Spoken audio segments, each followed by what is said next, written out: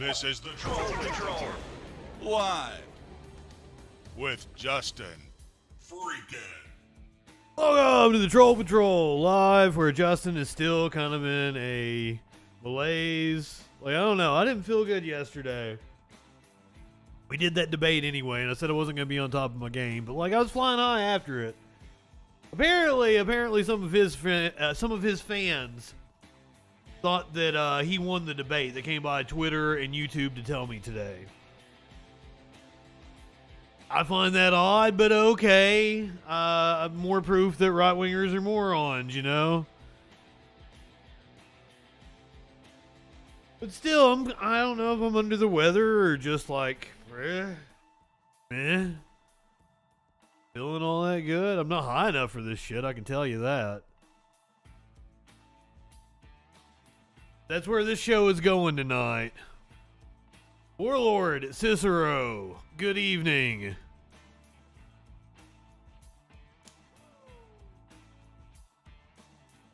Guy Gomet, thank you for the resub. Yeah, losing the debate broke Justin.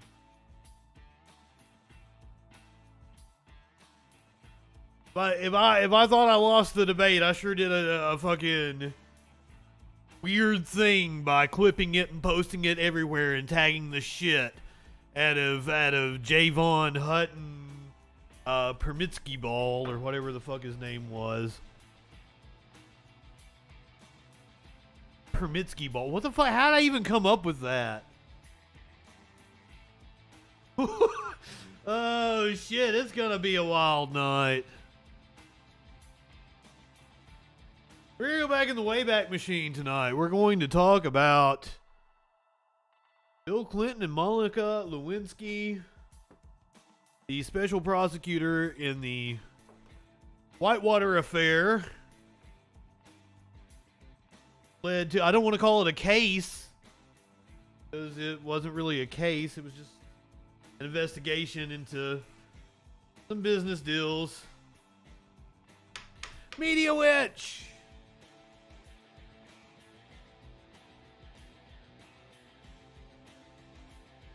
I'm feeling like a toddler right now. I'm like,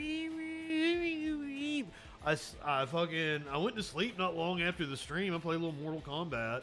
I still need to read that Q-Cat thing. I need to read up on that. My apologies, whoever shared that. I think a couple people shared it out. Like I attempted to try to read it there at the end of the stream, but like I had a headache, my eyes were watering, and just like it wasn't happening. I was like, I can't read right now. I wanted to do a freaking news for this morning, but I couldn't go and look up a story and sit here in this chair long enough to put one together. Oh, I know, Sky Comet, I know. His reaction, well, I made it into a even like a shorter clip for Instagram and shit of just his reaction after I left the debate. Hold on.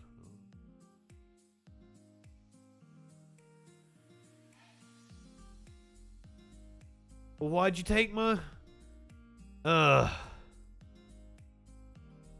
believe Kesha just flipped you the bird on the monitor behind me. You want to listen to him? Perfect representation. Of you getting your ass kicked. Ask a question with no fucking interest at all with an answer. No interest at all with an answer. He threw out ranked choice voting, expecting me to debate it. He said, I didn't expect him to debate it. I was like, are you for it or against it? Like, I have no clue. The only thing he said in response to it was like, well, I've talked about that a lot on this show next. Leads me to believe, like, I don't even know if he could properly describe it. But that is the second time that I feel like I've won a debate simply by talking about policy and exposing that the person I was debating doesn't know about policy. And then, like, thinking about it this morning, I was like, geez, why didn't I get to that sooner? I could have ended that a lot earlier in the debate. Here's your meme of the day. Fuck the Queen and her entire family. It's a Charlie Brown statement there. And then Snoopy responds, I think you have to be a part of the family to get in on that. Oh! You live in sexual anarchy? One of his fans came to my Twitter to tell me about how I was wrong that we are a democracy, to which I gave them multiple resources of how we are a representative democracy, including linking him to the Library of Congress, to which he scoffed at the Library of Congress, calling us a representative democracy.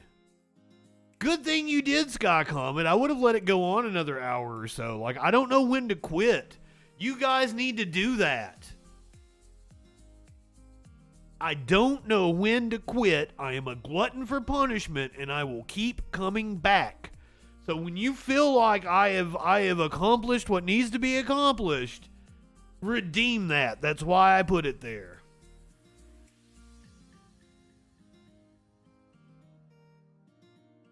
Because I do not exercise discretion in that manner. I will keep going long after it needs to be left alone. So I appreciate it. The clip ended up being 30 minutes for YouTube, which is about perfect.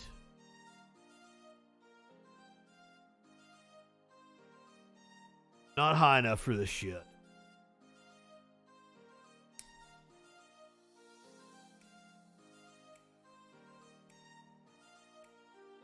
Not on the show, we're going to party like it's 1998. We're going to talk about Monica Lewinsky. We're going to talk about the Bill Clinton scandal. Ken Starr has died. So why not? Why? It's the first time to talk about the Monica Lewinsky scandal in depth for me here on the Troll Patrol. We've referenced Monica multiple times because she is a badass. And I specifically, in going back and pulling out clips and stuff, I wanted to hear from Monica. So you will hear Monica talk about the situation because I think it is important to platform her voice. We're also going to hear about how Ken Starr didn't feel like he owed Monica an apology. Piece of shit, rest in piss. Just saying. Just saying. Also, on the show tonight, we're going to talk about the railroad strike that could be happening. Also, Minnesota nurses have gone on strike, one of the largest strikes in the history of the country.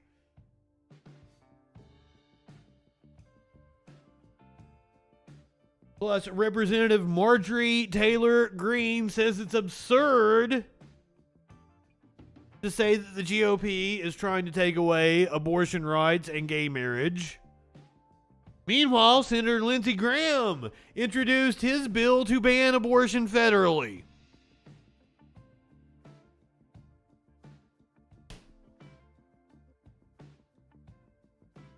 Feels like a good time to talk about Lance Wallanu and Christian nationalism, as well as Dennis Prager's take on the Nazis, which it's going to be a doozy. Plus, CRT dude Chris Rufo says that we don't tell girls that they are ugly enough.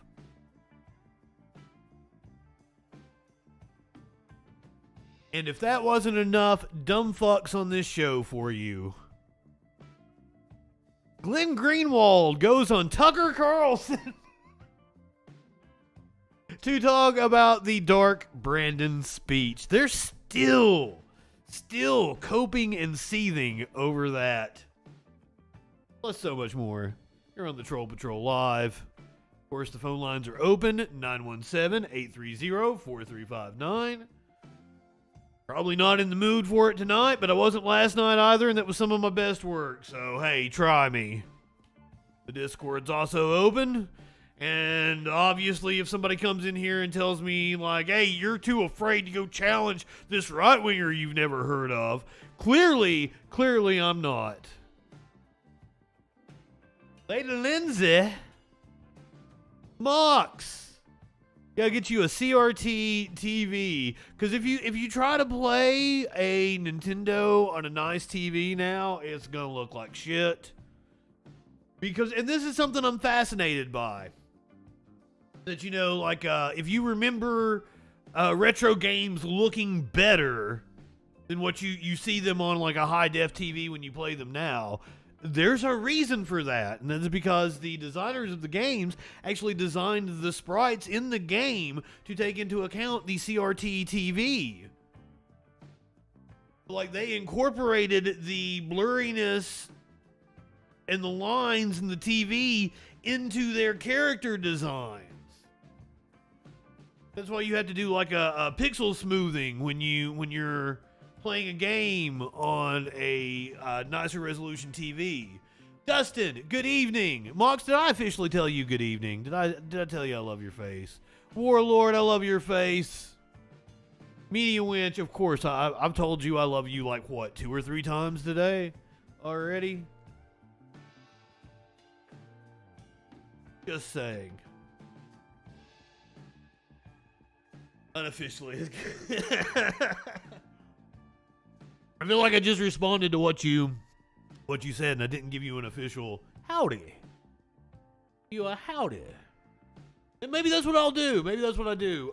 Next week, everybody gets a howdy. Fox, howdy. Maybe I'll change it every week. That can become a new thing. I'll change the greeting. Change the salutation I greet you with.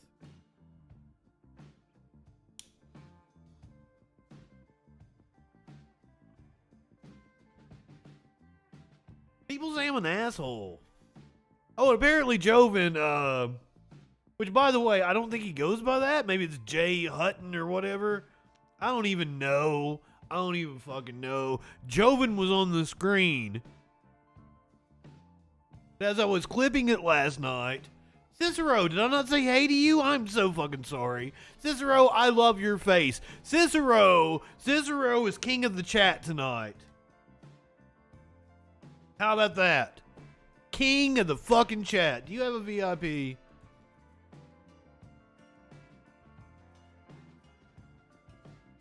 How do I assign you a VIP badge?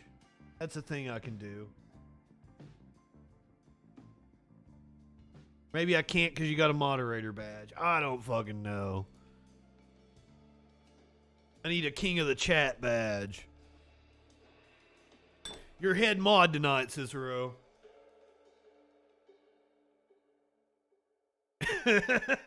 It's fine. I wanted to make it official. You know, how's the song go? If you like it, you got to put a ring on it or something. I fucked that up, didn't I? Put a ring on it. I don't even know the words. I don't fucking know the words. That was like the video of the decade or some shit for the 2000s. It's alright, but you know, I thought Taylor Swift had a better video. Oh, I can't VIP a mod. Okay. That's the reason why. You're already VIP enough. You're above a VIP. Oh, well, I guess you're wrenched over there as Ashley. You're not wrenched over there as Media Winch. Wrench the winch. Is there anybody else watching on YouTube right now that needs a wrench while I'm over there? Because I have Twitter up, or Twitch up. I don't usually have, let's do the, on YouTube right now. Yeah, let's do the, while I'm over there, cause do the Inception thing here. I have Twitter up, or Twitch up. I don't usually have, let's do the, on YouTube right now. Yeah, let's do the, while I'm over there, cause do the Inception thing here. I have Twitter up, or Twitch up. I don't usually have, let's do the, on YouTube right now. Yeah, let's do the, while I'm over there, cause do the Inception thing here. Twitter up, or Twitch up. I don't usually have. Let's do Watching the on YouTube right now. yeah. I'm sorry. That was just me. That was just me having fun. The fucking update to OBS has just messed everything up. I don't know where my shit is now. Hey, Justin, are you trolling? I was talking about with the audio, Sky Comet. We went into multiple layers of. Oh, you wanted the video. Oh, I should have put the video over there too. See, I'm not on the browser that could give her the power on this screen. I use a different browser. That's what people get on to me about the Bing or using Microsoft Edge. I just use it for the show. It's because I don't use it personally. It's just a browser for this show. Where is it?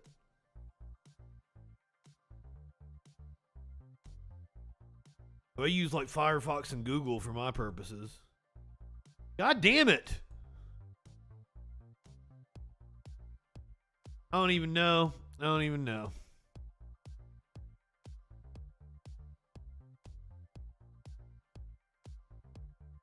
Yeah, it kind of freaked me out when I heard Dave refer to her like as Ash or something. How dare you employ her government name? I never called Sparkles by her government name on screen. Fuck, I never called Sparkles by her government name anytime I talked to her in real life. The one time her mom called her by her name, I'm like, that's so fucking weird. Like, I'd never heard anybody refer to her as anything but Sparkles. Everyone called her Sparkles. Did I say her name? Like, I knew her name. I got like she would email me from her work email and everything. I know her name. Up in government. Miss Sparkle. Fuck yeah, you're Winchy. You're my Winchy poo. If we make it to 80. Ain't looking too promising. We got a good 10 years left, probably. What, the full armor of God? What the fuck was that shit? DeSantis, full armor of God rhetoric reaches Republicans, but is he playing with fire? Yes. The answer is yes. Too ornery to die. Exactly right. We're gonna be living through the Mad Max years. Only instead of fighting over water, it's gonna be like fucking pot. We're gonna be the lording over a pot field. And maybe have to get water in order to water the pot field. Water is going to be an issue in the future. Who am I to discount that? I'm sorry. I'm just it's another night of just me rambling for 20 minutes. I should do the news, shouldn't I?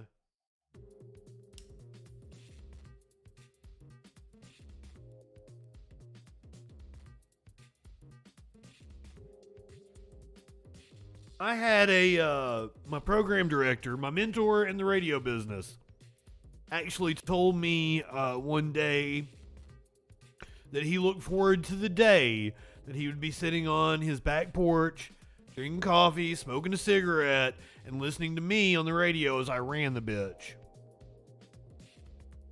And like even I think both of us knew that wasn't gonna fucking happen. One, he's been dead for like 10 years now. And fucking like, Randy, seriously. There's not many people that I have admiration for in this world. He was one of them. He taught me a hell of a lot. But two, like, we both knew I wasn't going to stay at that radio station, that I wasn't going to stay in that fucking town.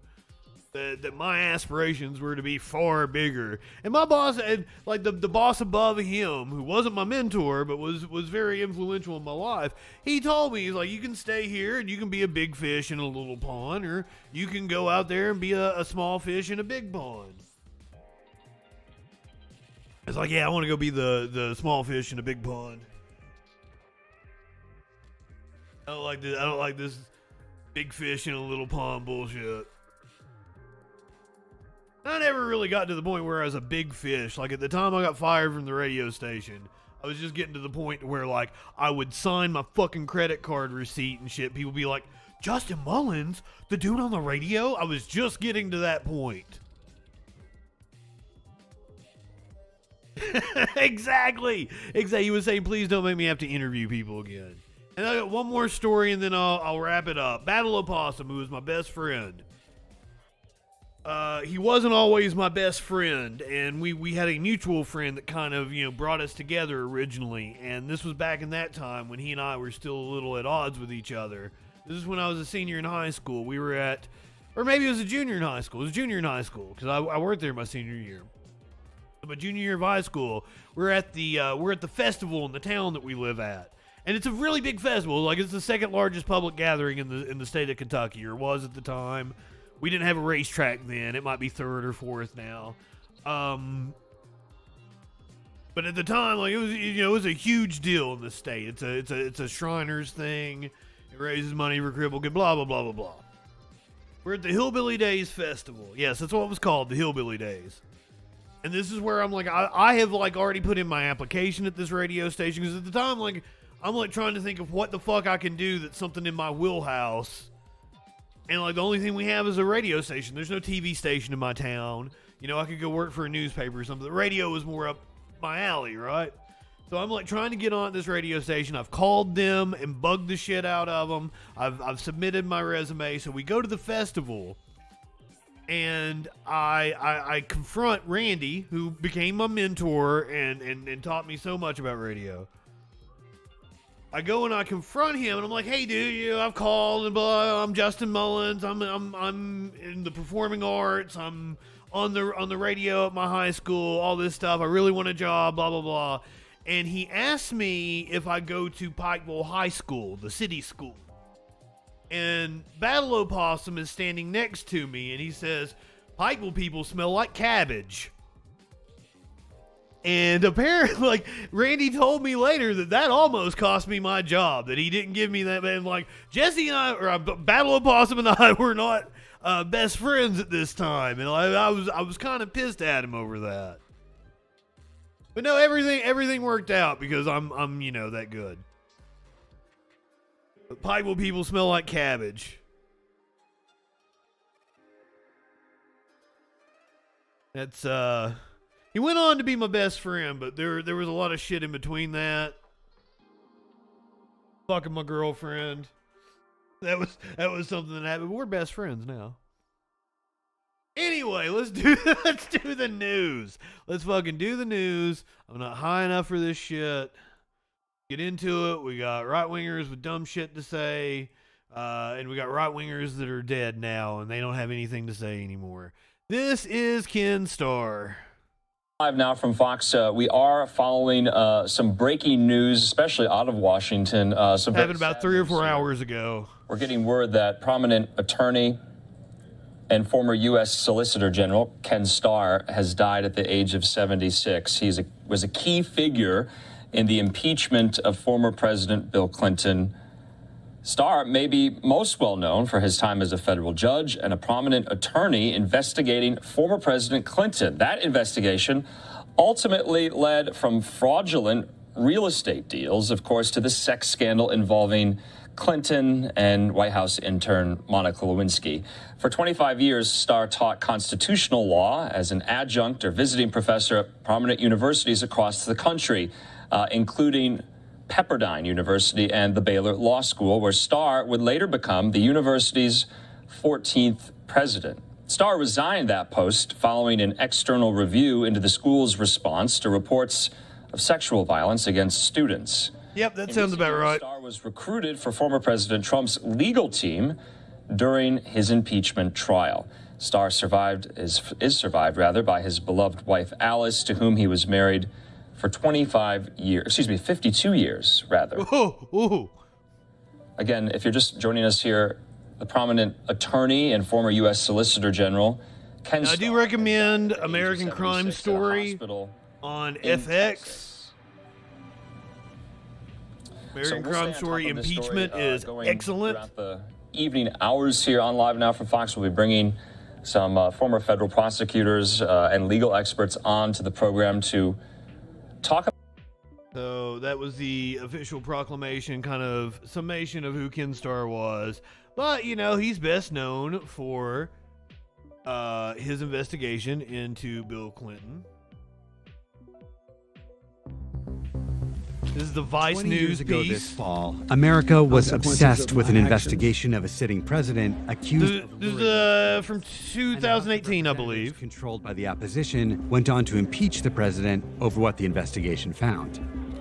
20 years later, the man who led that investigation is out with a new memoir, and his expertise is suddenly back in demand. Vice News sat down with Ken Starr in Palm Beach. I don't know how. He should have been disgraced. He shouldn't have been teaching law anywhere. Guy comment. Always have to deal with that. some It cat. might even somehow look like the Starr report.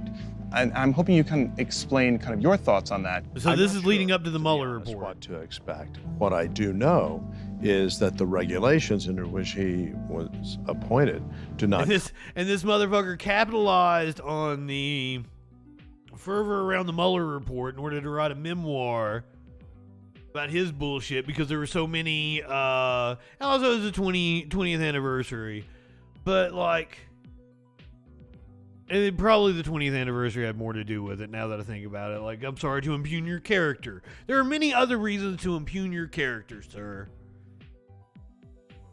Another one of the downfalls of being live is you sometimes have to think things through as you say them.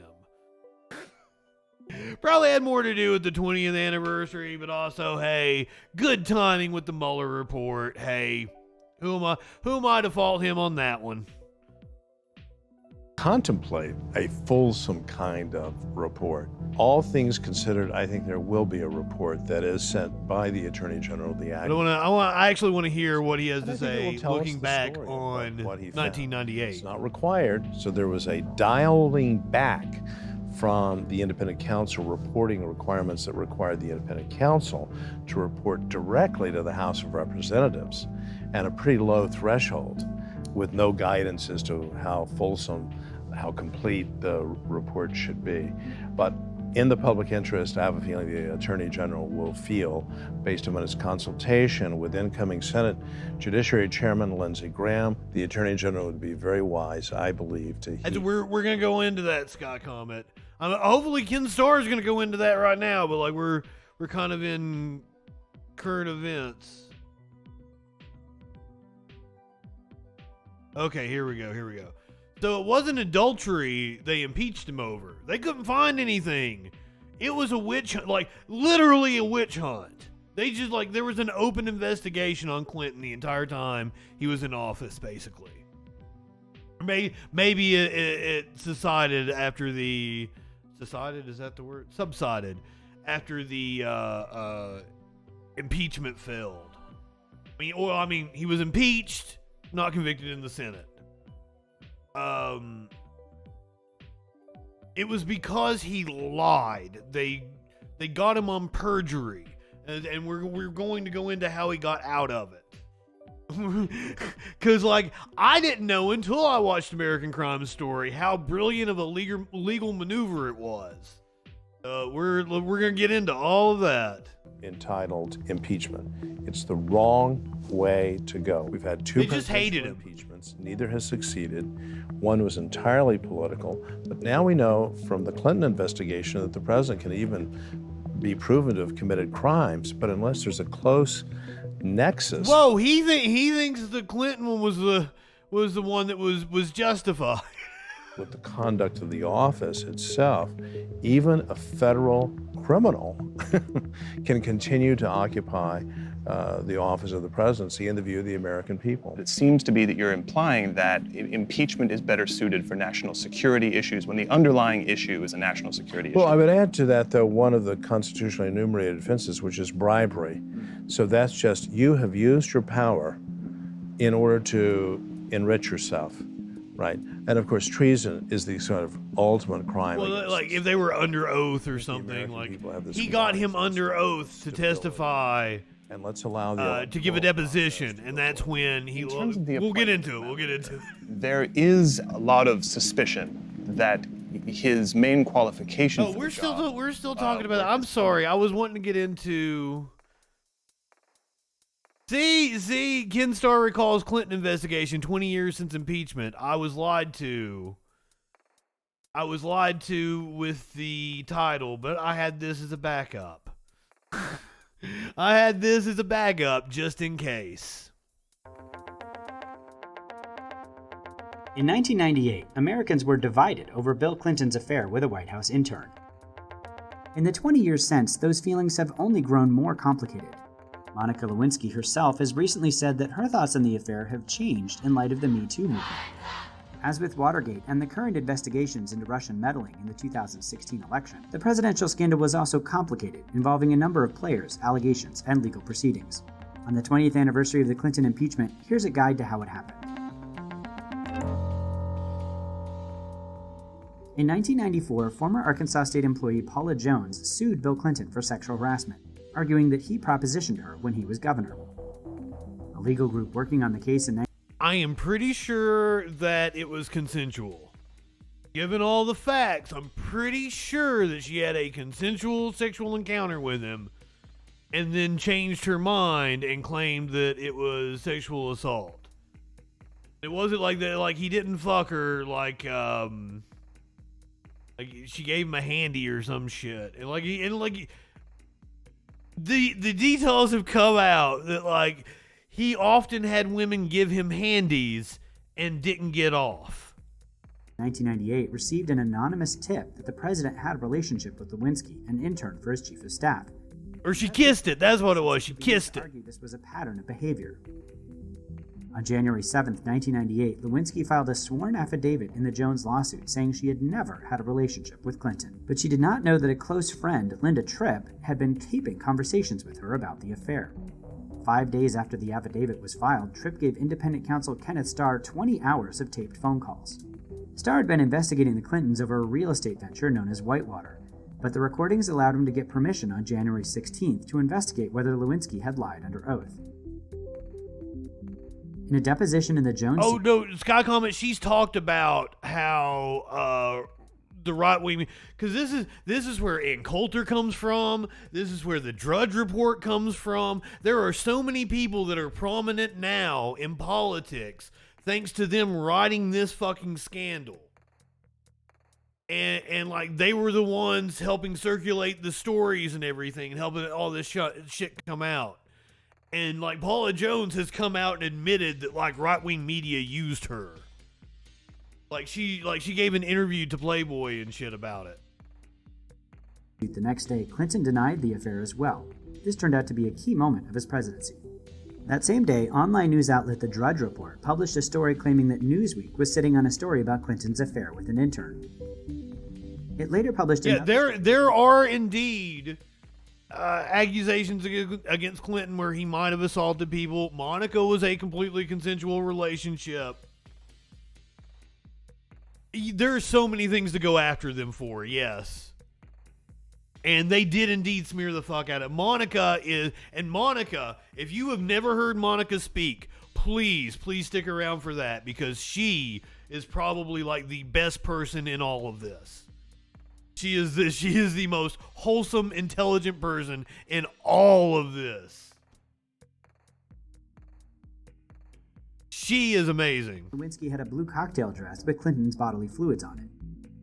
Clinton again denied the affair, this time on nationally broadcast television, saying, "I did not have sexual relations with that woman, Miss Lewinsky." On January 27th, Hillary Clinton echoed the denial, arguing in an interview on the Today Show that the charges came from a vast right-wing conspiracy that has been conspiring against my husband since the day he announced for president. As the month drew to a close, a federal judge ruled that the Jones lawyers could not look into the Lewinsky claim as part of their lawsuit. But the Starr investigation continued on a separate path. In early February, Lewinsky's mother appeared before a grand jury. She had been suspected of encouraging her daughter to lie to Jones's lawyers. After 3 days of questioning, Starr granted her immunity in exchange for handing over the blue dress. As the summer began, the July issue of Vanity Fair appeared on newsstands featuring glamour shots of Lewinsky, a PR decision that was harshly criticized.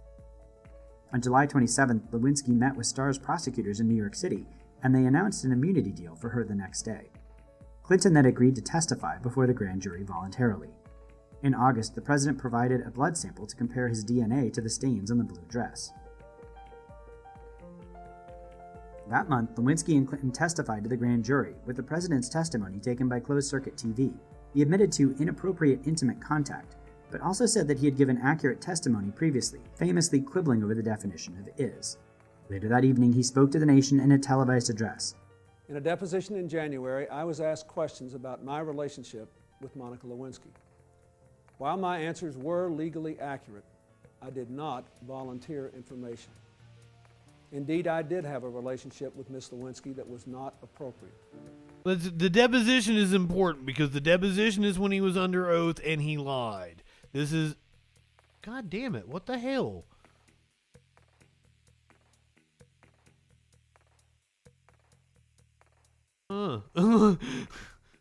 The deposition is when he was under oath and he lied. The famous... Depends on what your definition of the word is. Misleading testimony last January was not, in fact, perjury. The statement of your attorney, Mr. Bennett, at Paul Jones' deposition, the statement that there was no sex of any kind, in any manner, shape, or form with President Clinton was an utterly false statement. Is that correct? It depends upon what the meaning of the word is. Yes.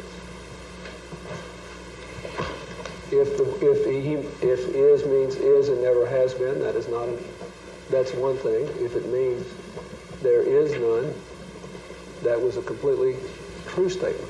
What about the president's testimony in January that he didn't remember ever being alone with Lewinsky? Was that So why is that important? Like, this is brilliant legal maneuvering. I learned this from American Crime Story. I didn't know it before then. So, it depends on the meaning of what the word is. The distinction between is and was seized on by the commentariat when Clinton told Jim Lehrer of PBS right after the Lewinsky story broke. There is no improper relationship. So when Monica gave her written statement, this statement was correct.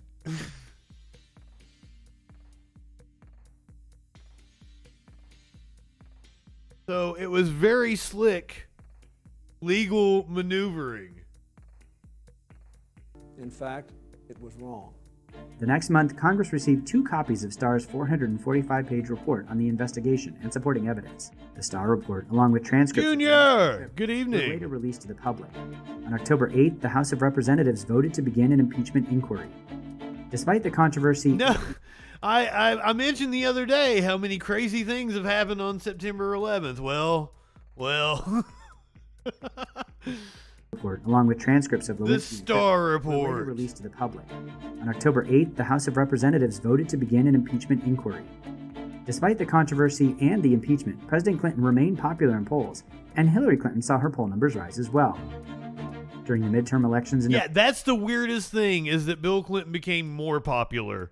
And also, you got to remember, this is the middle of 1998. This is one of the most prosperous years any country has had in the history of the earth. 1998, we are in the middle of the fucking tech boom, and it is to the fucking moon. So, just to put things in perspective. In November, Democrats did unusually well. In mid-November, Clinton settled the sexual harassment lawsuit with Jones, which had kick-started the scandal, paying her $850,000 and admitting nothing. Paula, can you say anything to us? During a lame duck session on Congress on December 19th, the House voted to impeach Clinton on 2 charges: that he committed perjury in his August 17th federal grand jury testimony, and that he prevented, obstructed, and impeded the administration of justice. As 1999 opened, the Senate began its constitutionally mandated impeachment trial, with the Supreme Court's Chief Justice presiding. On February 12th, 13 months after the scandal began, the Senate voted to acquit Clinton on both charges. the respondent, William Jefferson Clinton, President of the United States, is not guilty is charged. Later that day, Clinton apologized to the American public in an address from the White House. I want to say again to the American people how profoundly sorry I am for what I said and did to trigger these events and the great burden they have imposed on the Congress and on the American people. Burden indeed, because this is just the next step in the evolution of the 24-hour-a-day news cycle and the hellscape that we're living in now. You're coming off of the heels of the O.J. Simpson trial right here. This is literally in the infancy of court TV and CNN transitioning from just like a channel that repeats the headlines every hour to a channel that's trying to participate in the infotainment era that the 2000s would become known for. So this is such a wild moment in time to have lived through. Now, Ken Starr himself, who died today at the age of 76, says that he regrets the Clinton investigation. I don't know exactly what he regrets about it, but that he won't apologize to Monica. He has said the release of the Starr report, the 445-page report, was one of the worst days of her life. She wants an apology. Will you apologize to her? No, I won't, because unfortunately the facts are the facts, and we were put in the position that under the statute in which I was appointed, I had a duty, I had a responsibility. I will say, and I've said it many times, I regret all the pain that resulted to so many, including to the nation. Of course I regret that. But no, He regrets all the pain he caused. Oh. I can't in conscience say to Monica anything other than I'm sorry that the whole thing happened. Mm-hmm. The day that she was questioned in a hotel room was dubbed. Oh, McGritty, welcome. Good evening. The impeachment trial and all that shit happened. The story broke in early 1998. That's when the public became aware of the Monica Lewinsky scandal. They were aware of the Paula Jones and Whitewater and all that shit. But like nothing had really come of it. But Monica Lewinsky broke like right after Christmas, the beginning of 1998, and it consumed media all through 1998. It's fucking wild. The Operation Prom Night. Why was a sting operation necessary? It wasn't a sting operation. What it was simply a mechanism of trying to confirm what we thought we knew, and we did know it. These were, in fact, the facts, and to give her the opportunity to cooperate with the investigation. Had she cooperated, this entire matter would have been wound up in a matter of several weeks, and the nation would have been spared all this. Oh, he's blaming her. We treated her with respect and said, here is... Fuck you. You can cooperate with the investigation, which has been authorized by the Attorney General and was destined to be authorized. I think he knows he's lying. Look at that smirk on his face. Now, please cooperate and let's get this over with. Can I ask about former... Fuck you, dude. Fuck you. He paid a lot of attention to me. This is Monica. Held my hand longer than he should have, and gave what others have described as the full Bill Clinton. It feels the full as if Bill he's Clinton the only person standing there. Oh yeah. We covered this earlier. It was in the first news piece that we watched. He stepped down as president of Baylor because of multiple accusations by students of covering up sexual assault. Infamous start. Which, by the way, guys, is far more common on college campuses than you know, which it makes perfect sense. But colleges go out of their way to deal with it without the press ever finding out, without any kind of criminal report. That's why they're always beefing up their police forces on campus so they can deal with things like that internally. They want to try to keep it hush-hush because they don't want a reputation going around of like, oh, this is a campus where students get sexually assaulted. And it's fucking horrendous. Illicit affair, one that nearly toppled a president. My underwear had showing, my thong underwear, and I thought, well, I'll up the game. Monica Lewinsky speaking out about the flirtatious moments that landed her squarely at the center of a White House scandal. I kind of have to laugh at my younger self, but that was when my crush started. The unpaid intern and the commander-in-chief. I did not have sexual relations with that woman. Now for Lewinsky, a new reckoning with her past in a revealing 6-part docuseries entitled The Clinton Affair, airing on A&E. Front and center, President Clinton's reckless behavior, which almost cost... Well, get to Monica, goddammit! Fresh out of college, Lewinsky catches the eye of the president as he's leaving the White House and goes out of her way to catch it again. I did this really silly thing. Okay, there we go. I ran home at lunchtime and I put back on the sage green suit I had been wearing the day before when he paid attention to me. And I thought, well, maybe he'll notice me again. And notice... I was going to grab her TED Talk, but it was 20 minutes. Reflects back on her own naivete. I probably should have grabbed her TED Talk. Should I go get her... I think it meant more to me that someone who other people should I go grab it? Like it was 20 minutes long, though. This is 8 minutes. I was kind of hoping like I could find something that was like 4 or 5. I was in that very moment at 22 years old. That was... But I also I don't want to hear about the affair. That I don't care about. I want to hear Monica talk candidly. I was mortified and afraid of what this was going to do to my family, and you know, I still was in love with Bill at the time. So I felt really responsible. Lewinsky eventually struck a deal for total immunity. In exchange, she gave up key pieces of evidence, including those gifts from the president and that blue dress, the physical proof of their relationship.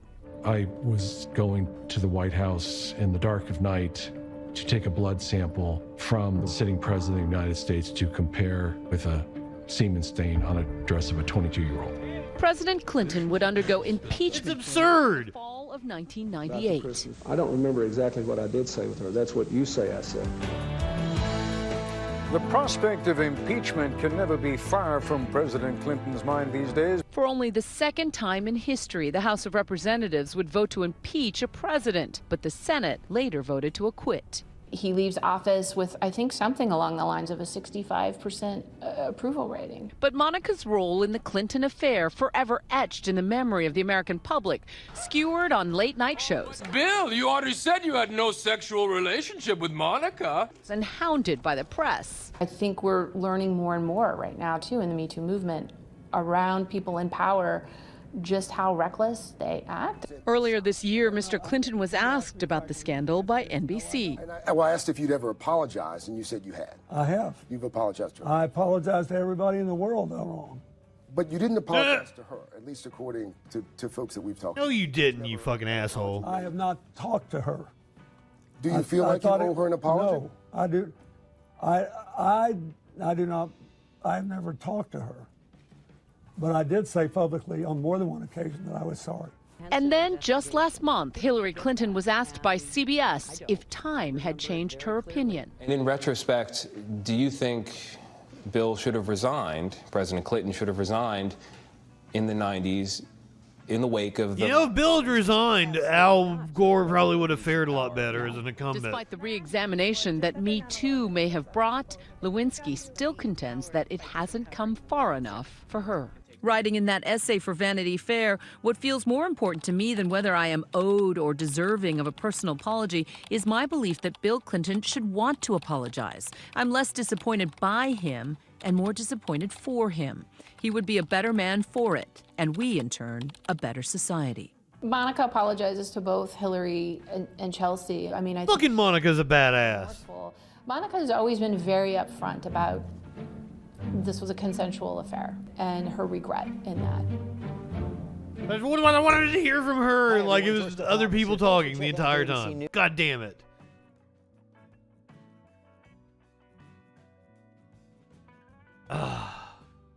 Check out the docu-series if you want to. Let's come back into the 2020, 2022. 2020. Let's not go back to 2020. Let's stay in 2022. For those of you who might just be getting here, I haven't been feeling good the last couple of days. It's just I'm off. God damn it. And Twitter just keeps doing weird things to me like this. Like, I'll open a new tab and it'll work. Warlord wants to go back to 1775 when the crown still ruled over us.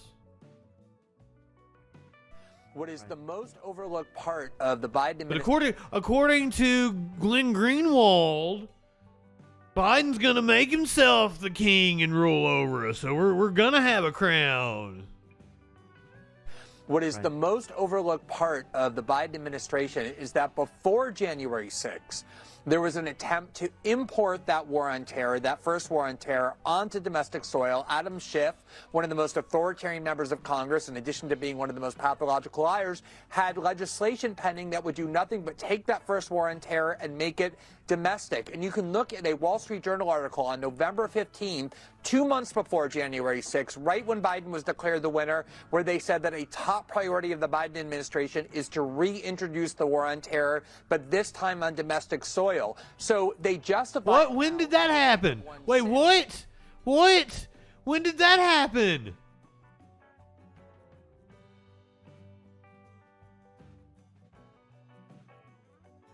Did I miss something, guys? Where was this declaration of a new war on terror? Like, I watch this shit every night, right? Like if that happened, I would have seen it. I mean, I'm not on top of my game tonight, but like, what?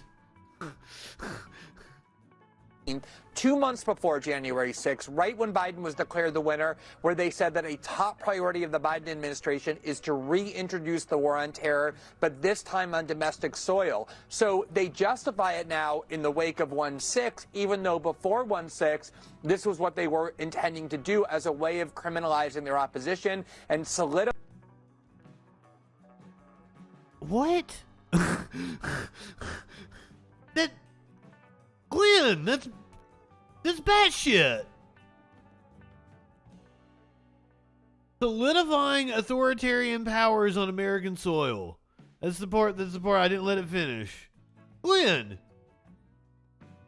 that's just absurd. Meanwhile, you know, let's talk about abortion. If you want to talk about solidifying authoritarian powers, let's talk about taking away a woman's right.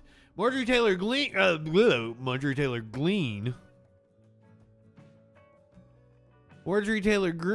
claims it's a lie to say that the Republicans are trying to take away abortion and gay rights. And we will see this continue leading into November because they believe the way to drive people to the polls is by scaring them. They're lying to women all over America saying that they can't have an abortion anymore, which that's a lie. There's plenty of places that women can easily get an abortion. They're lying to gay Americans saying that Republicans are trying to take away gay marriage when that's not something. I haven't even seen a bill that says anything like that. So they're not trying to stop women from having abortions. Remember that. Here is Lindsey Graham proposing his nationwide ban on abortion. Senator Lindsey Graham introducing a bill today that would restrict abortion on the federal level. The bill would ban abortion after 15 weeks of pregnancy. There would be exceptions in situations involving rape, incest, or risk to the life and physical health of the mother. However, the new federal law would not impact state laws concerning abortion rights. And the first thing I would say about the Dobbs decision is that abortion's not banned in America. It's left up to elected officials in America to define the issue. You have states have the ability to do it at the state level, and we have the ability in Washington to speak on this issue if we choose. I have chosen to speak. Well, in June, Graham called the Supreme Court's reversal of Roe versus Wade a I have chosen to speak. Lindsey Graham proposes new national abortion restriction bill. Legislation includes exceptions for situations involving rape, incest, or risks to the life and physical health of the mother. If we take back the House and the Senate, I can assure you we'll have a vote. Graham has previously introduced bills that sought to ban abortion nationally from 20 weeks. Graham's plan comes less than 2 months out from the midterm elections, with abortion expected to be an important issue for voters following the Supreme Court's decision to overturn Roe v. Wade.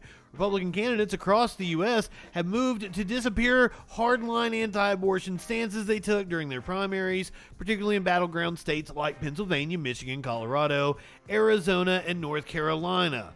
Proposals like the one today send a clear message from MAGA Republicans to women across the country. Your body, our choice, said Senate Majority Leader Chuck Schumer. Hold on, I left off a video I wanted because it's talking about them walking back their stances in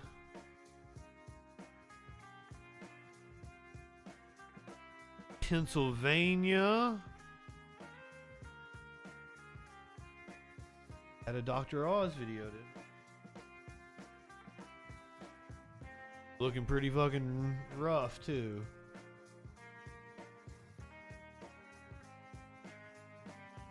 Oh, it's not about abortion. Of course, he's transitioning from abortion to attacking trans people. And I certainly don't want to do that tonight. I'm not into that. I've had enough of that today on Twitter. People attacking trans people. But I did see Charlie Kirk share out today Dr. Phil losing his cool after a pro-life activist schools him with facts. So let's see what facts they've got. The predicate of your positions that life begins at fertilization, that science is very clear about that. And you have to know science isn't, there's no consensus among the scientific community. There is, Dr. Phil. 96% of scientists say that life begins at fertilization. If you're an in vitro specialist, you're looking to create let me a finish. single-cell embryo. What are you trying to say, Dr. Phil? I think you are wrong. Scientific fact. Well, actually, it's not. When do you say human life begins then? It doesn't matter what I think. I don't care what What I think, Dr. And also I have done a fantastic job of pausing it on a hilarious screenshot. What I think Dr. Phil is trying to say is like the idea of when life begins is like when the soul, when you have a formation of who you are, of when life begins. Technically, when a fucking egg is fertilized, it's alive. Technically, the sperm and the egg separately are alive, Miss Pro-Lifer. Technically. So what we're talking about here is when like a person is there, a soul is formed. Every sperm is sacred. That's Monty Python, right? Is it Life of Brian? Exactly, Mock. Cells are life. I need to take a that's perfect. I didn't do anything to it. I didn't Photoshop it. Nothing. Phil, you funny fucker. Phil, you funny fucker. But I think what I'm saying is the scientific community does not have a consensus about when life begins. It's simply inaccurate. It's simply inaccurate. That's not true. You can go to the body. A single-cell embryo is a unique new human life. You can go to the body of scientific a cell is a life. Find neuroscientists who say that it begins when there is a detectable brainwave. But Dr. You can Phil, go in an abortion, if it's not a human life, why do you have to kill it? I haven't spoken over you, and you keep speaking over me, and I assume that's because you don't want me to finish my thought, which is, if anyone here wants to fact check me instead of speak over me, you can go to the scientific literature. Look at Dr. Phil. I didn't think... In most instances, you will not be rooting for Dr. Phil. Dr. Phil is a pretty shitty person and overall a grifter. In this case, he's right. What's up, Tones? What the definition is but he's, of the beginning. He's doing a shit-ass job. She's throwing him off his game, I guess. He's doing a shit-ass job explaining it. That's why I guess I'm better with people like that. Of life, and you will find that there are different definitions, and it's up to you to decide what you think. That's what being pro-choice, Phil. Be pro-choice. All right, when we come back from the other side of the break, we're going to talk about Christian nationalism. We're going to hear from Lance Wallenew about Christian national. They're upset about us rightfully calling them out. Plus the CRT dude, Chris Rufo, says that girls don't get told they're ugly enough. We're going to talk about railroad strikes. We're going to talk about nurse strikes. We're going to talk about workers in Washington and Oregon going on strike. Hell yeah, all that and more on the other side of the break here on the Troll Patrol Live.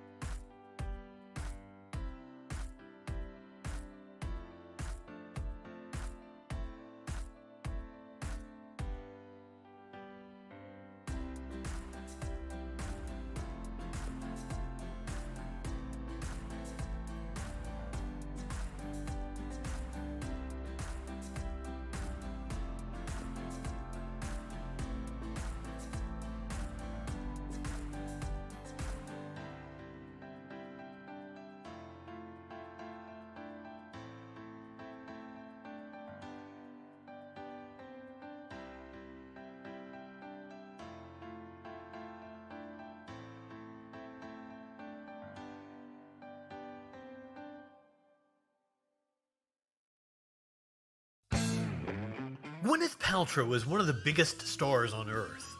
An actress, a singer, an author, an entrepreneur. She is an Academy Award winner and owner of a successful lifestyle brand, albeit with a questionable name. Why then is she stealing her ideas from a barely known comedian from Appalachia? Earlier this year, Paltrow launched her This Candle Smells Like My Vagina product under her Goop brand. There's just one little issue, Miss Paltrow. I came up with the idea for pussy candles back in 2013. It's from my stand-up comedy routine, Pussy in the Morning, where I coined the concept of a vagina-scented perfume I called Eau de Toit. The next line in that routine goes a little something like this. And that inspired me to create a scented candle, which also looks like a vagina and smells like a turned-on vagina. So you burn it, you get the smell of vagina, and then after it's finished, it looks like a freshly fucked pussy, all floppy and sloppy. So, since Miss Paltrow is clearly infringing on an idea I had that long predates her product, I would like a cut of that $75 she's charging for her ripped-off cunt candle. Please donate to my legal fund by visiting my Patreon. Show this bougie liberal elitist that she can't steal her ideas from the hardworking people of America's heartland. And I will use the money from that settlement to bring affordable pussy-scented candles Doug Mastriano. available to all the masses, not just Elton John. Elton John? Why does he like the smell of pussy?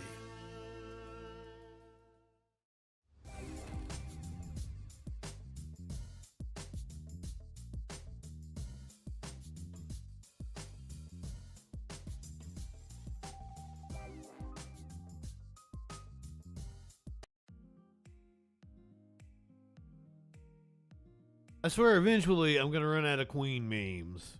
But they've just been so bountiful. It's the Grim Reaper at the claw machine. Queen Elizabeth II? Is Henry Kissinger not even in this thing?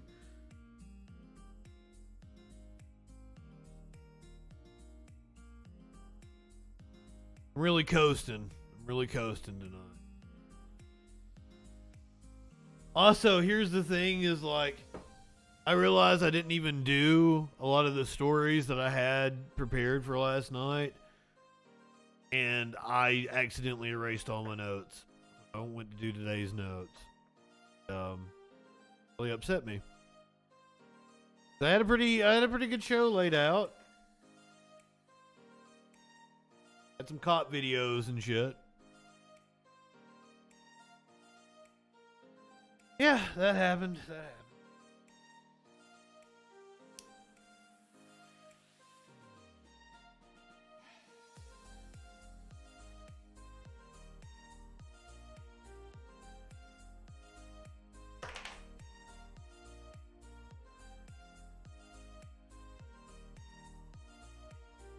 Henry even Kissinger. Man, will I be glad when that dude dies. Is that against terms of service? Can I say that on Twitch?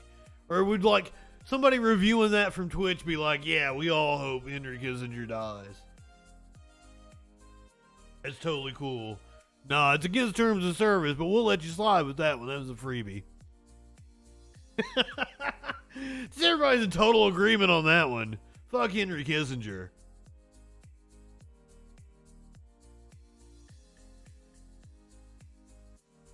Just saying. This is Lance Wallanu. We've checked in on him before, and like it's been duds. It's all been duds. But this was shared out by Right Wing Watch. And it's apparently he's upset that people are calling him Christian nationalist, like it's a bad thing. Donald Trump Jr., Doug Mastriano, me at this Friday rally right there in Chambersburg, Pennsylvania. I believe the Spirit of God is going to show up in a unique way. They're attacking everyone who is a That doesn't sound like that sounds like a nightmare blunt rotation, sir. I don't want to show up for that. Doug Mastriano, me at this Friday rally right there in Chambersburg, Pennsylvania. I believe the Spirit of God is going to show up in a unique way. They're attacking everyone who is a Christian in politics as a Christian nationalist. All the Christians are pearl-clutching and hand-wringing about Christian nationalism. All the nervous, religious types are all warning me, Lance, don't use the term Christian nationalist. This just makes me so mad. I feel like coming out as a Christian nationalist because the devil controls, like the rainbow. The rainbow used to be in the Bible, a sign from God of his covenant that would never destroy. Then the LGBTQ movement got a hold of it. And now if you put a rainbow on something, are you LGBTQ? It's like the devil grabs stuff and brands it. It makes me so mad. We stole the fucking rainbow from them. I'm so fucking happy. I didn't know it was just like a pattern anybody could use. Like fucking... fucking rainbow is like my motif on the Troll Patrol. We stole the fucking rainbow from him. Suck a dick or eat a pussy, depending on who or whatever, or be gay with whoever the person is makes you gay with. In honor of us stealing the rainbow. Roy G. Biv is really pissed.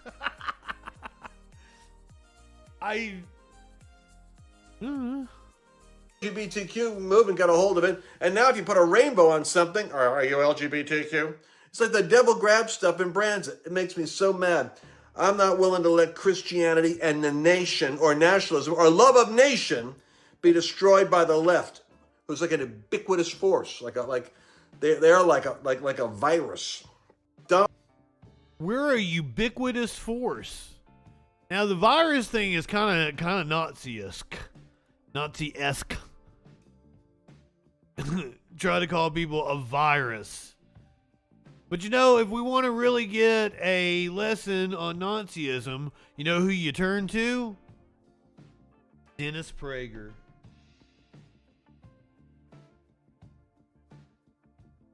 Dennis Prager. How do people do that? How do people vote to destroy their own cities? Because nice people can do a lot of damage. So I gave the example. There were nice people who were even slave owners. George Washington was a slave owner. He was not only a nice person, he was a great person. So what did the left do? Like the Independent in England, it's a big site, right? But it's left wing. Yeah. So they headline, Dennis Prager said that slave owners were nice people. It is so typical of the left to do that because truth is not a left-wing value. Is that the entire... So what he is doing right now is accusing the left of creating straw mans to attack him with. As a straw man to attack the left, or a straw man of the left to attack. Bravo, Dennis, bravo. Entirety of what I said.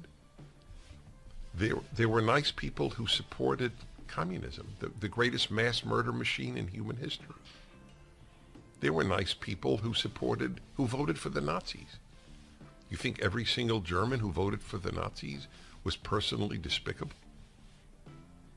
Most people who voted for the Nazis in the last free election in... Damn, that's a good question. Are the people who voted for the Nazis personally despicable? You could make an argument that there had to be a lot of ignorant people. And you could make an argument that being that fucking ignorant of something that obvious would make one despicable. That's kind of oof.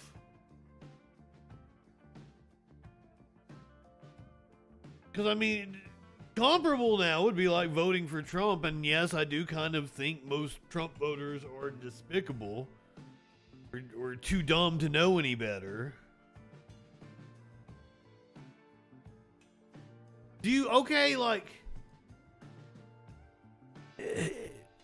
He's wanting to punch up, right? I don't even know what the rules are for debating Dennis Prager.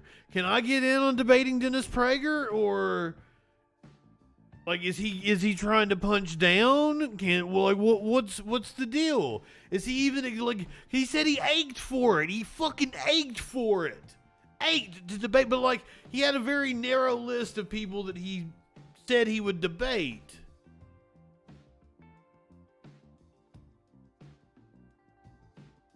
Okay, fair enough, Mox. To people that voted for him and then turned against the Nazi regime and helped, especially people that helped hide Jews and commit industrial sabotage, fair enough.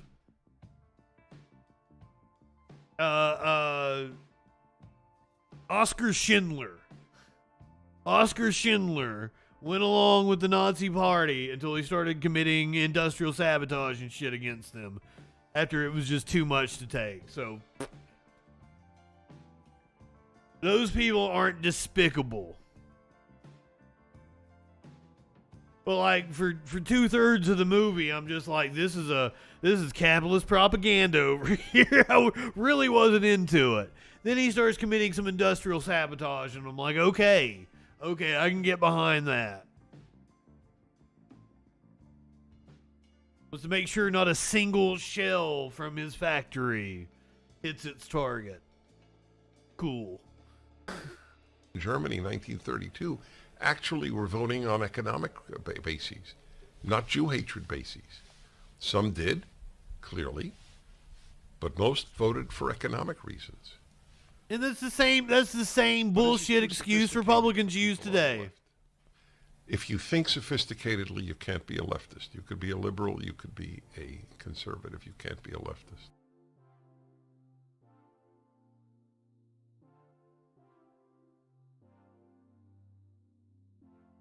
I would argue that making such hasty generalizations about your opposition would be classified as you not thinking, sir. My God. Dennis Prager, but this could be the one that takes the cake. I've never really heard from this guy before. His name is Chris Rufo. He was on with Tucker Carlson, and this is the guy that you have to thank for the current CRT panic.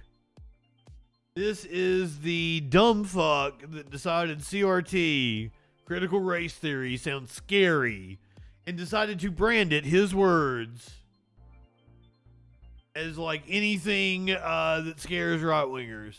You look at the images of predominantly most of these young girls. This is not health. This is not beauty. This is not happiness. And I always think of my own Italian grandmother and then her kind of siblings, that generation. If they saw this, their instinctual reaction. What was your grandmother? Like, when was she born? Was this under Mussolini? First of all, like, that's a little weird, sir. Inform my own Italian grandmother and then her kind of siblings, that generation.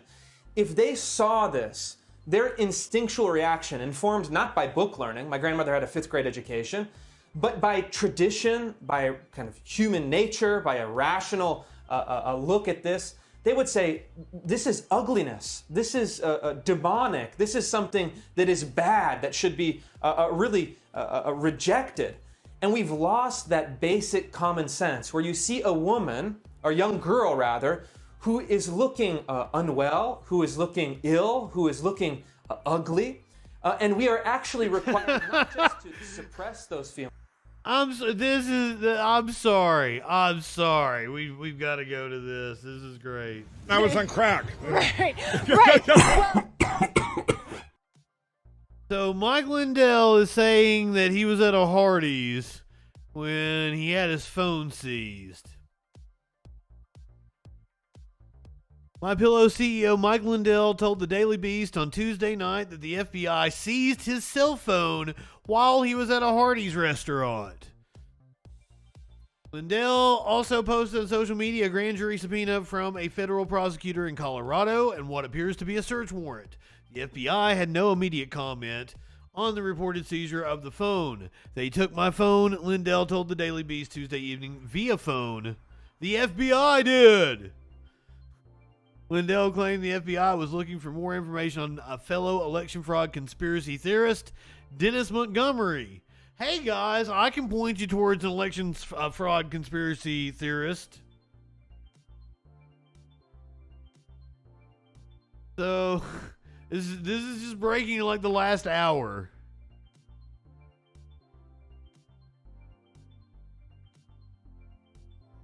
Oh, Mike Lindell. And this comes after dozens of subpoenas were issued over the weekend. This is one of those stories I had for the show last night that we didn't get around to, but I need to find right now. There's a lot of FBI activity going on. DOJ slaps dozens of subpoenas on Trump world over January 6th. Department of Justice has issued around 40 subpoenas in the past week, seeking information about former President Donald Trump's plans to overturn the results of the 2020 election. This is according to the New York Times on Monday, on the number of subpoenas issued, as well as noting that 2 Trump advisors, Boris Epshteyn and Mike Roman, had their phones seized. Dan Scavino, Trump's long-term social media guru, was among those to receive subpoenas, as well as Bernard Kerik, the former New York City Police Commissioner, who has also been under scrutiny by the January 6th committee. The Times reported last week that former Trump advisor Stephen Miller and former White House political director Brian Jack also received subpoenas. The Justice Department has long been investigating Trump's effort to overturn the election, as well as his role in the January 6th riot at the Capitol. The subpoenas issued in the past few days pertain to the scheme to overturn the election results by having swing states submit slates of phony electors declaring Trump the winner, as well as the Save the America PAC, which recently became part of the investigation for allegedly defrauding donors and forking over money to root out election fraud that didn't exist. Hey guys, I debated with a guy I can point you to last night. His name was Javon Hussein Huttenhoven.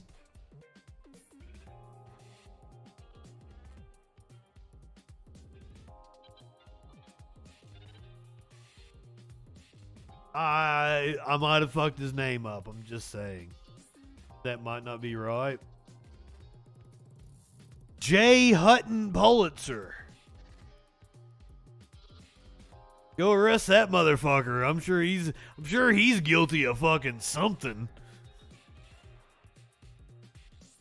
The DOJ's probe into the efforts to overturn the election are only the beginning of Trump's legal troubles. The DOJ is also investigating whether Trump violated the Espionage Act by hoarding highly classified documents at Mar-a-Lago. Trump has claimed he declassified the documents while he was still president. His legal team indicated in a filing on Monday that this wasn't the case. Trump's lawyers contradict Trump's claim that Mar-a-Lago docs were declassified. The ex-president's legal team argued on Monday that the classification status of documents seized by the Justice Department should be determined later.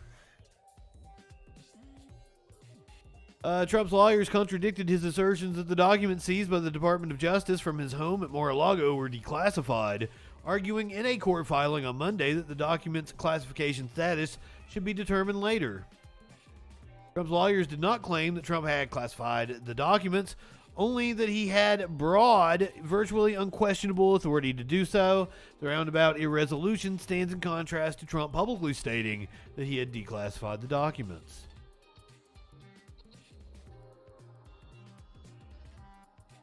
Since I was even going to leave it alone tonight. We were just going to talk about Trump tangentially.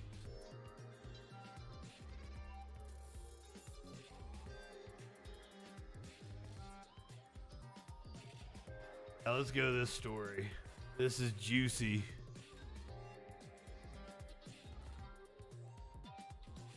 DOJ sought Mar-a-Lago footage from days before Trump turned over docs to the archives.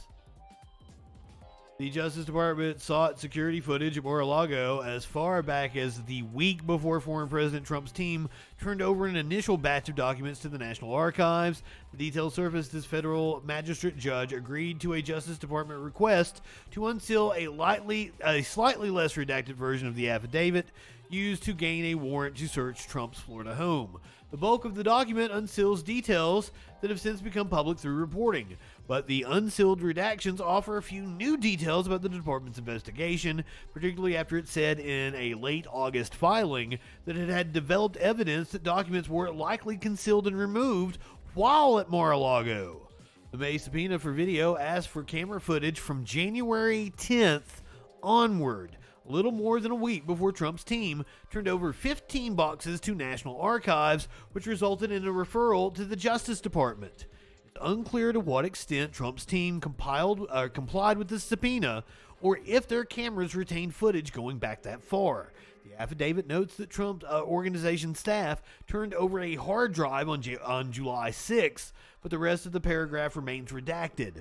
The New York Times previously reported that Mar-a-Lago had retained video footage for 60 days for some parts of the property. The document also offers insight into conversations Trump's attorneys had with the Justice Department following an additional May subpoena, asking for the return of all records. Trump attorney Evan Corcoran primarily dealt with the Justice Department at that time. Trump's team turned over a limited number of documents while also submitting a sworn statement in June indicating there were no further records on the property. During that exchange, a figure listed as F. POTUS Counsel 1 told authorities he was advised that all the records that were being turned over to the Justice Department were from the Mar-a-Lago storage room and that he was not advised that any documents were within Trump's personal office. Investigators would show the attorney was mistaken during their August search. The phrasing renews questions over who relayed this information to the attorney. Sounds like the attorney lied to me.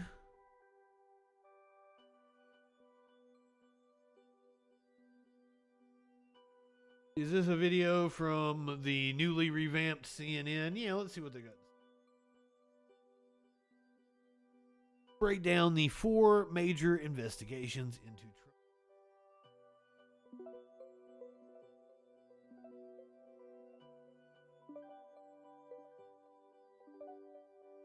Then we'll do election news.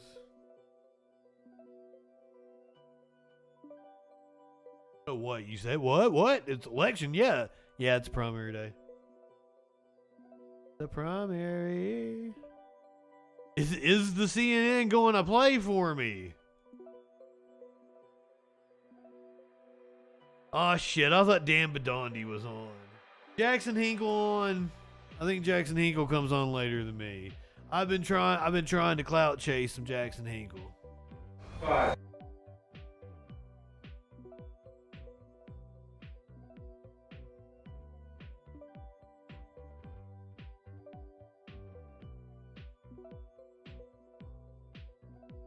The fucking it's not gonna play, or CNN video is not gonna. Also, apparently, Twitter shareholders approved the $44 billion Musk deal, which I thought they'd already done. I thought that was already a done deal.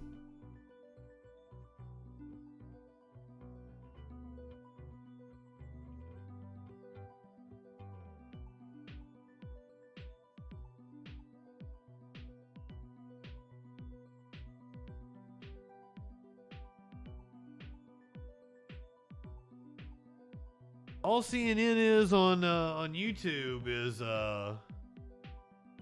Russia. All they got over here. You gonna load up for me now? Are we finally gonna play? Well, fuck you, CNN. I don't like your new setup. We're not even gonna give you a try anymore.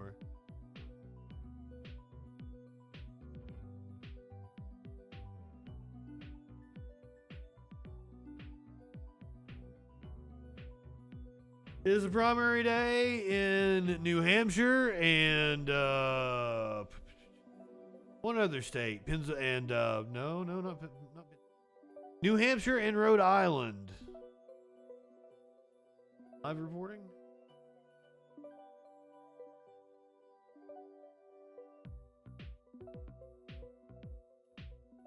No, it's not important enough to have any live reporting right now.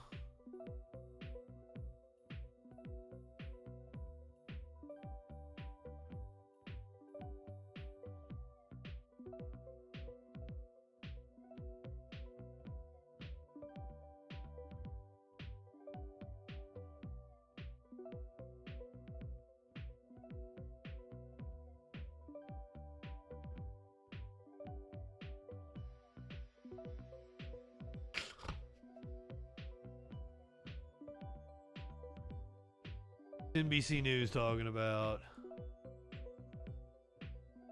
social media There's dangers. no way we as rappers or our loved ones. They're talking about Nicki Minaj and it's a primary day.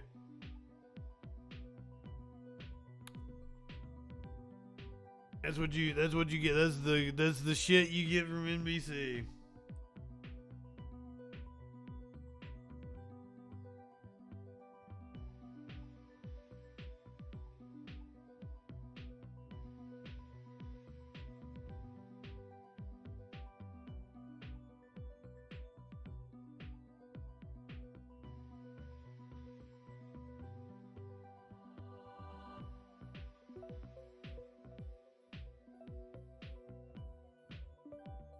Aggie Hassan,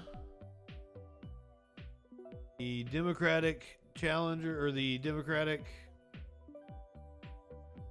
she's the incumbent.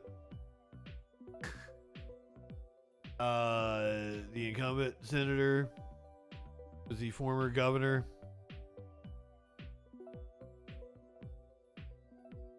The Republican challenger looks to be Donald Baladuke. I don't know. It's pretty close. Pretty fucking close. Yeah, I'm totally like I didn't even put the election. You're just joining me. I haven't felt good the last couple days. I'm just completely off my game. I do not think that Musk is buying Twitter. I still don't think it happens. That is Twitter's side going, yeah, we're still going through with the deal. Musk is doing everything he can to back out of it. I just wanted a video so they could tell you what was going on in the election. I didn't have to read it. Apparently the Delaware primary is also going on.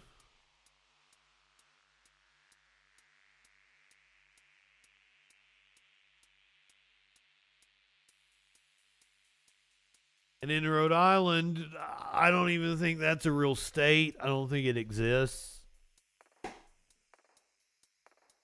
I don't know. You guys get the news for yourself tonight here. There's your election results. Go do it yourself. I'm not going to read it to you.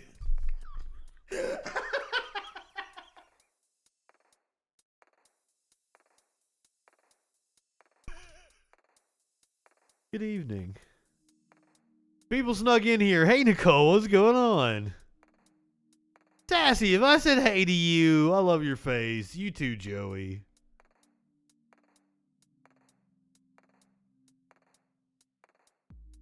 Mike Lindell had his phone seized at a Hardee's.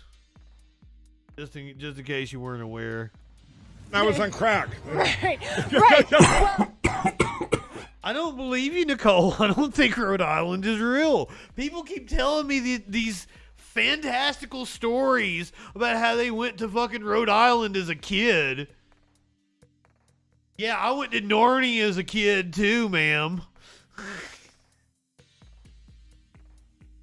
I didn't. I've never read is that the Lion, the Witch, and the Lord of the Rings? I'm sorry. I'm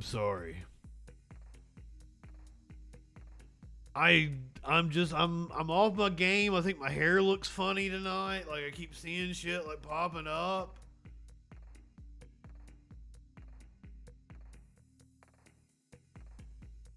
Kind of hungry.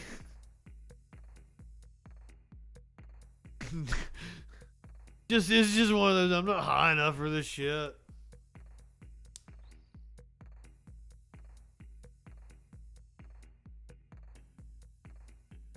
I'm gonna feel embarrassed later, and I'm gonna be like, I didn't read him the news.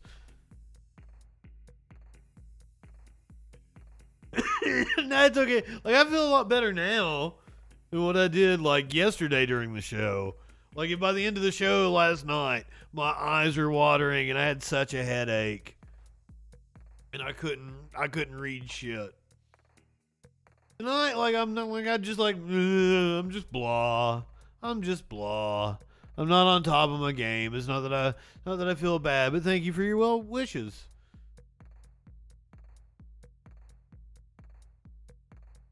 It's just a thing. It is just a thing. But I'm happy. I'm happy about some shit that's going on, and I do want to talk about this shit tonight before we get out of here. Railroad strike negotiations have been held up by battle over sick time policy. The top labor negotiator in talks to avert a railroad strike accused BNSF and Union Pacific of holding up the progress.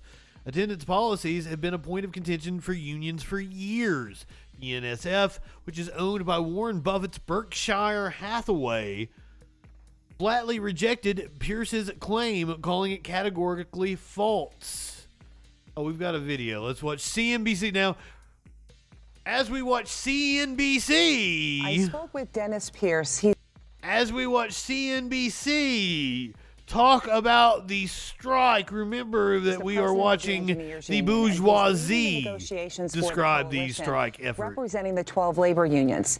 He told me the biggest sticking point is the refusal of unpaid sick time for employees.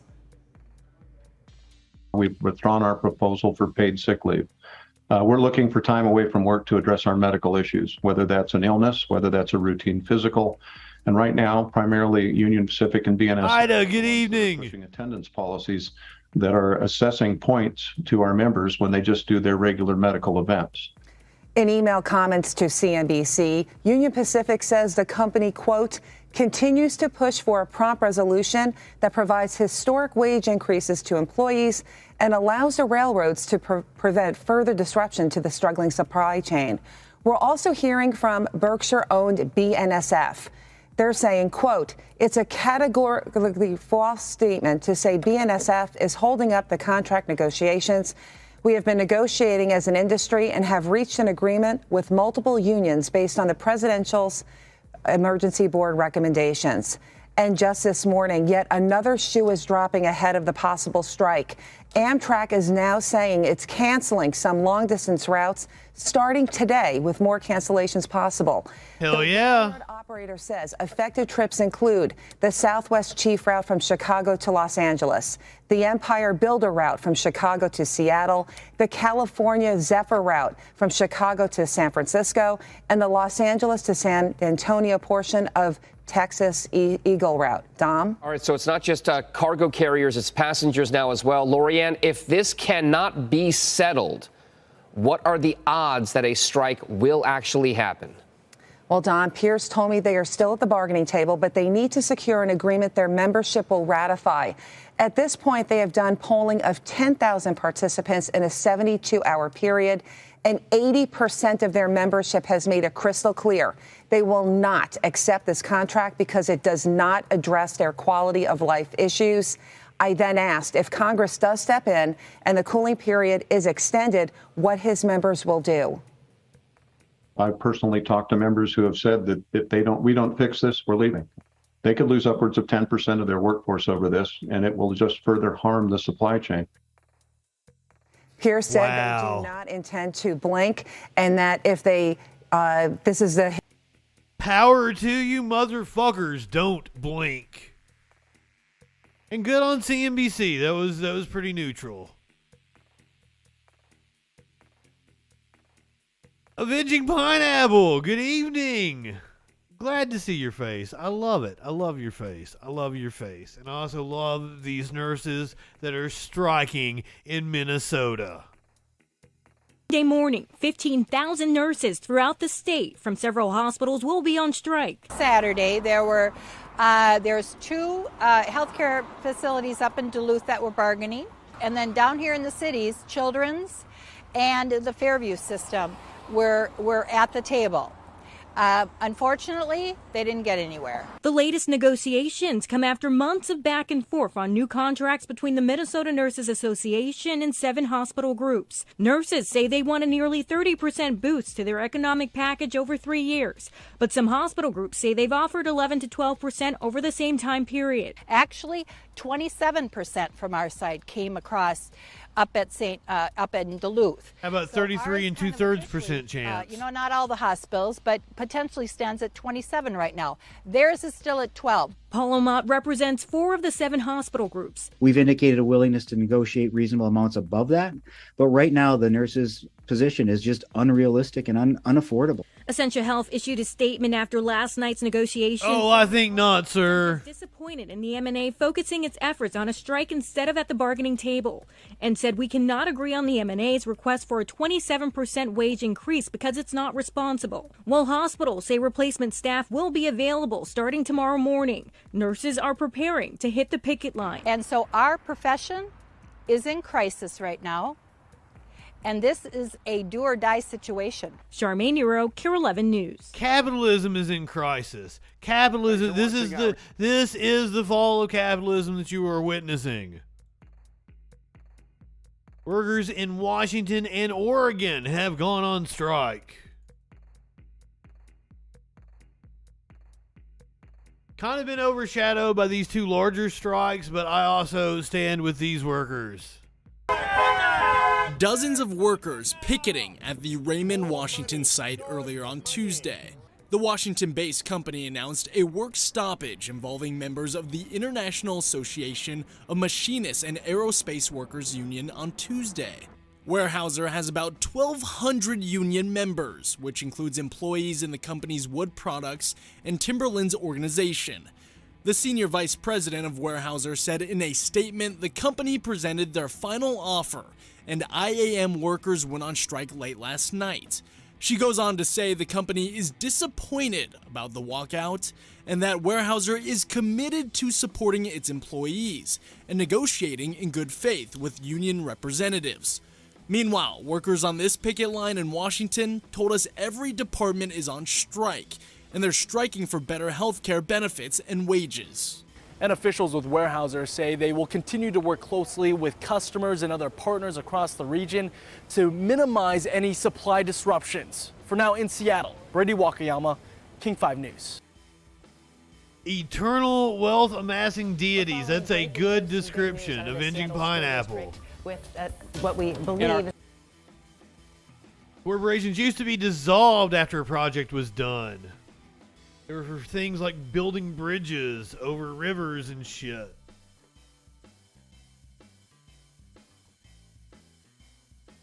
Just another sign of the decaying capitalism. And pause for the Queen. Oh, shit.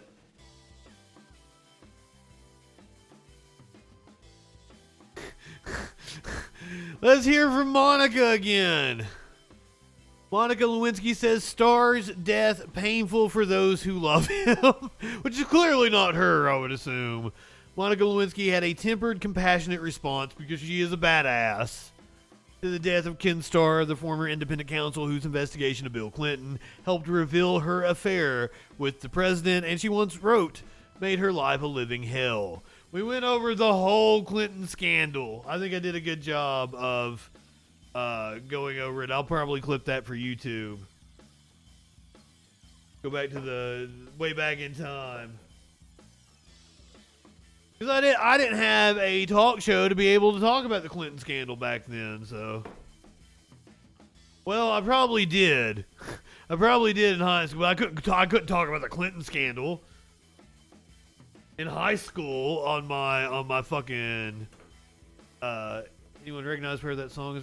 What song? God, comment. Oh, you threw out some lyrics. Have you tried Googling it? Googling it?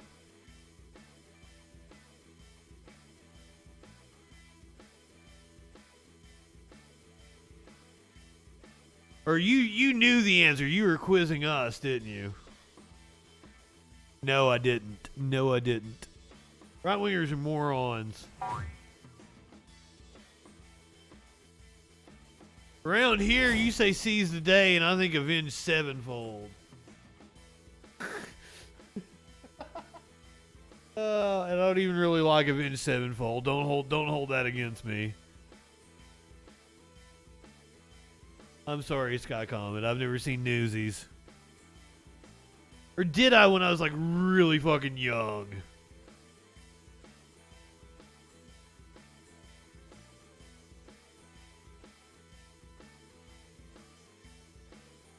I have no clue. I just know I like a couple of Avenged Sevenfold songs. Seize the Day is one of them. It's a pretty cool one. Oh, it's about Newsboy Strike? Oh shit, that's cool. Was it in Chicago? Like that Newsboy Strike?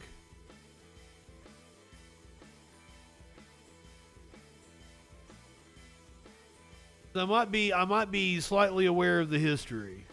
Just slightly. Not enough to take a quiz on it. That was in New York?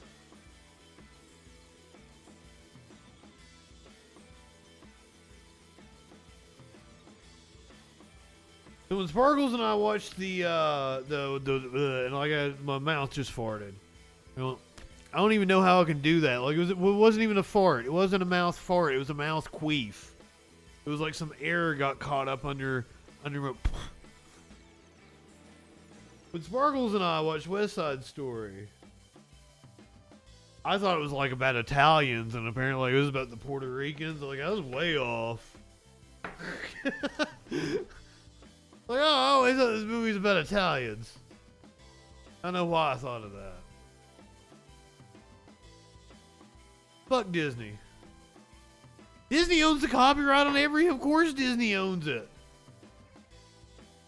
Like, seriously, like, Disney, like almost owns all of media now. It's kind of like fucking shit. And Disney was close to, like having to downsize and not be the juggernaut that it is. Late 1990s, early 2000s. There is speculation that like Pirates of the Caribbean saved Disney. Because like Pixar wasn't part of Disney at that time. That came later. And like and shit like Pixar was giving Disney a run for their money. And like I wish Disney had gone under. Would have all been better off for it, but then again it would have been some other evil corporation if it wasn't Disney.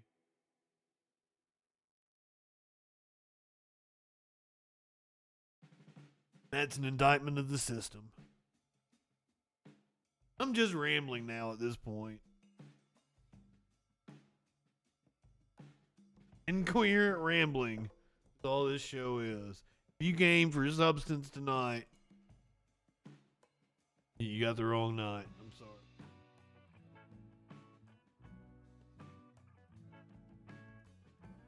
Here's the Queen's Corgis. Starting Monday morning, 15,000 nurses. That's a worker strike. It's been happening more and more here lately. I go to copy something and just like it doesn't copy it. Watch it be the strike again. Starting Monday morning, 15,000 nurses throughout the state from several hospitals will be on strike. Saturday, there's two healthcare facilities up. Starting Monday morning, 15,000 nurses throughout the state from several hospitals will be on strike.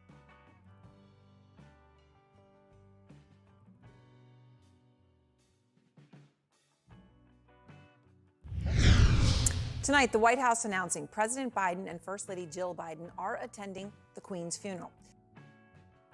Sassy, that's been a thing. That's been a thing like every fucking year. Or I mean, not every year, but like every 7 years, every what, like Disney always fights in Congress to extend the copyright law.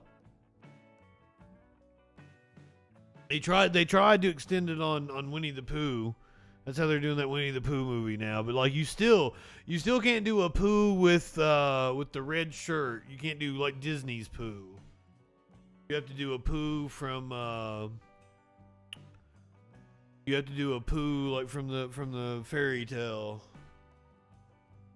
You have to do a Pooh. Biden is not invited to bring a delegation with him, which is a break from other state funerals for world leaders.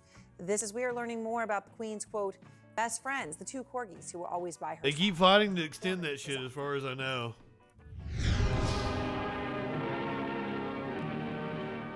As much I mean, copyright used to be like 70 years. and royal crown, the Queen's waddling entourage of Welsh corgis were a symbol known around the world, with a run of the palace and a place in her heart.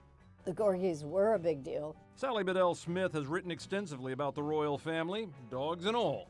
They were just extremely good company for her, in good times and bad. And I think they made her laugh. From her youth, the Queen loved animals, horses, hunting dogs, but the corgis were special. Her first, Susan, went along on the Queen's honeymoon. Corgis are really cool. To a long line of pampered pooches, fed from silver bowls, walked incessantly, and playing a peculiar diplomatic role when the Queen met others.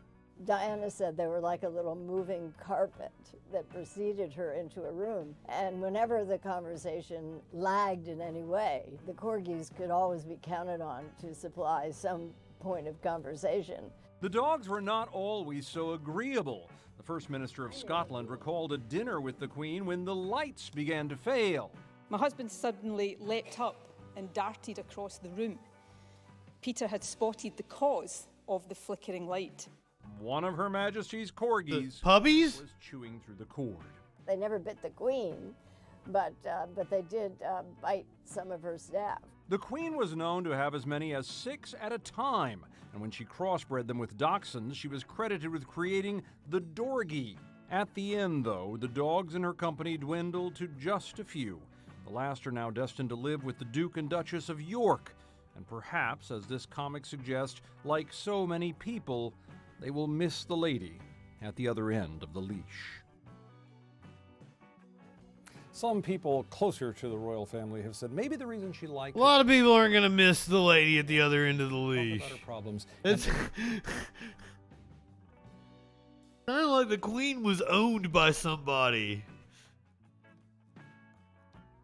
Oh my God, now I've got fucking images of the Queen in bondage. Now I've got images of the Queen in bondage like medieval style. Better. Oh, now it's a weird amalgamation of the two. Strangely arousing. All right, yeah, you got the Queen's puppies. That's your animal video for tonight. If you're watching on Twitch, let's go say hey to Squid. Go say hey to Squid. Squid's good people.